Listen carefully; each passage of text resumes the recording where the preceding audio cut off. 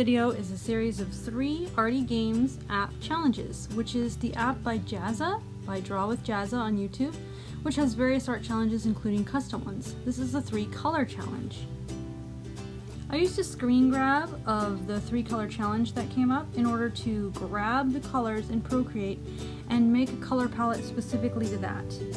I'm going to, in a second, layer some of the colors in order to mix a few new colors. So as I'm doing this, I'm working out how I'm going to get these colors. So first I started with a solid white background so that the colors will be more pure. Then I layered them not on maximum opacity using the round brush in order to get between colors. By blending, blurring, and layering, I'm able to select different colors for this. I also determined that I'm going to use grayscale colors, so black, shades of gray, and up to white as part of what I'm allowed to do for this challenge. And in a little bit I'm going to layer some grayscale and white on the other colors to mix a few more tones starting with these same 3 colors as a base. I decided to do a bright unicorn, but ended up doing many corrections because I realized there was a few problems with it. I did this really quick blocked in grayscale just to get the idea of the lighting, and I did use reference of a horse gold. On a layer above I did the line art because I decided I wanted it for graphical clarity. Here's where I added the other colors in with a bit of white and a bit of black in order to get a few different tones that were more white or more black, but still starting with the same 3 colors as a base. I was blocking this all in when I realized I didn't like the horn position. The main position wasn't perfect, and as you can see by correcting it there, the width of the body wasn't wide enough, the legs were too close together. So I ended up moving things around a bit, which was a little bit of trouble because the color and the line art were on different layers, but you can select and move things in Procreate and just move the other part with it. So don't be afraid to make corrections, particularly when it's digital artwork. When you're using traditional artwork, remember you have to make corrections at the sketching stage because it's much harder to make corrections at later stages. It's impossible in some versions. I'm using a bunch of custom plant brushes that I downloaded before, and I also use different texture brushes a little bit in here, but mostly the round brush, the old round brush that was in Procreate, which you can re-download officially. If you're not perfectly happy with the new versions, you can go get the old ones again on the Procreate forums. For the second of 3 challenges, I decided to do the character design challenge. It comes up with these random words which were entered in before, and you have to come up with a design based on that. It doesn't say a human, so when I saw the line about extremely thin legs, I thought of a gerenuk, also called a giraffe gazelle, because they basically have the thinnest legs of any mammal, and there's only a few animals that have even close to that thin legs, and most of them tend to be invertebrates, like insects. After I decided that, I gathered reference and did a bit of research, including to get poses and research about the gerenuk, and ended up deciding to go with male because I liked the horns better than without the horns, and only the male gerenuk have horns.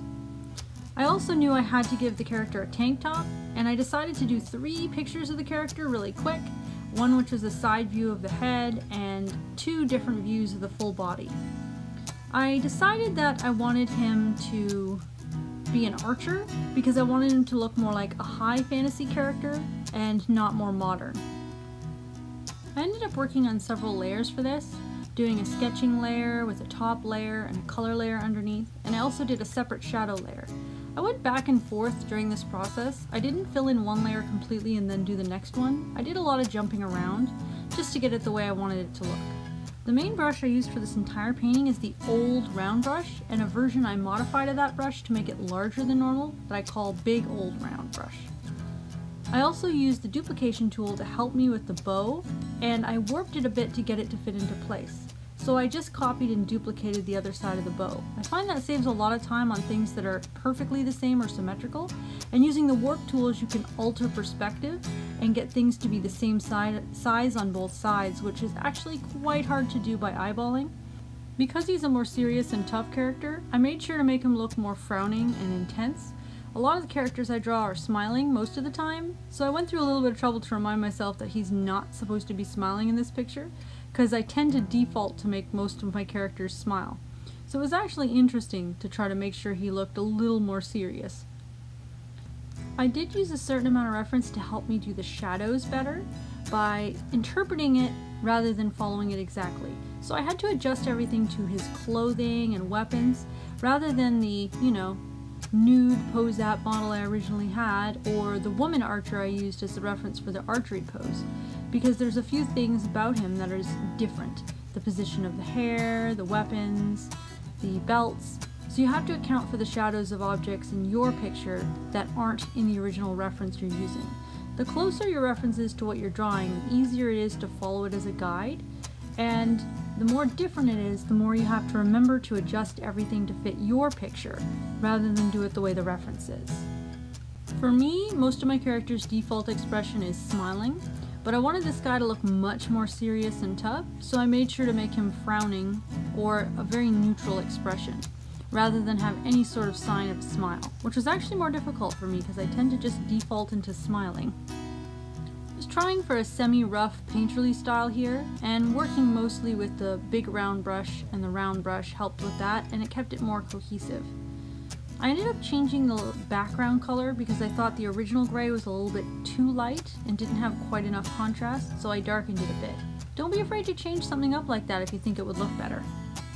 I kept to a fairly consistent palette, and I actually opened a photo of a Gerenuk standing in the grass in a different Procreate file and made a palette I used for this Procreate painting, which was done almost entirely from colors in that Gerenuk photo, except for some of the metal details. So even the greens in his clothing was actually green stolen from the grass and plants in the Gerenuk photo, and everything else about the color was taken from the actual animal and the scene that the real animal in my reference was in, which I thought was very helpful for getting a natural, cohesive look. Then I named the species because I hadn't yet named this type of species before. Litocrani orilu, which means Gerenuk antelope person, so the orilu is the antelope person. I ended up naming him and made sure to emphasize the fact that he was a male mercenary. And then I realized there was a few highlights and things I hadn't done, so I went back in and done a few last minute corrections. I also added some texture into the fabrics using my Angora brush I downloaded, which is a nice fabric texture brush. Just some last minute details I thought it needed to be a little bit more polished and complete than it was before that. The third challenge up ahead is going to mostly be music, because I really think the song matches the way the time-lapse goes for the next painting, so I'm not going to talk very much over it. The third challenge is a scribble challenge, which is much more difficult. I ended up doing this one last actually. I copied the shape of this scribble you're about to see into my small travel sketchbook, and I tried several ideas, before this one struck me, which is an alien demon. I used that sketch as a reference as I worked out this entire painting. I ended up doing this one entirely from imagination while I was doing a craft show, and I just used, all my previous practice and study and what was in my head to help me come up with some of the anatomy for this guy, which ended up making it very imaginative. I also used some nebula, star brushes, as well as textured brushes including grain, gravel, pebbles, Nico Rull, and the old damp brush for this painting. Well, enjoy the time lapse.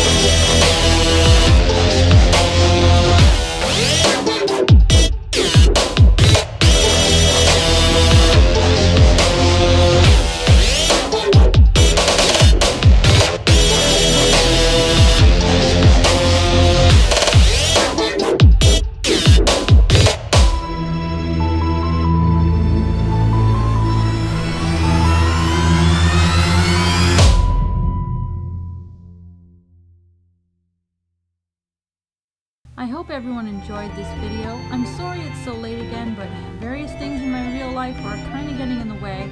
Everything happening so close to Christmas, I guess I'm going to have to expect a little bit of delays on my videos until my life slows down a bit. I hope everyone's looking forward to more videos, and I'm really going to try to get them out by Friday at the latest, but if real life gets in the way, I'm afraid that the videos might be delayed. Well, I hope you look forward to more videos soon. Bye!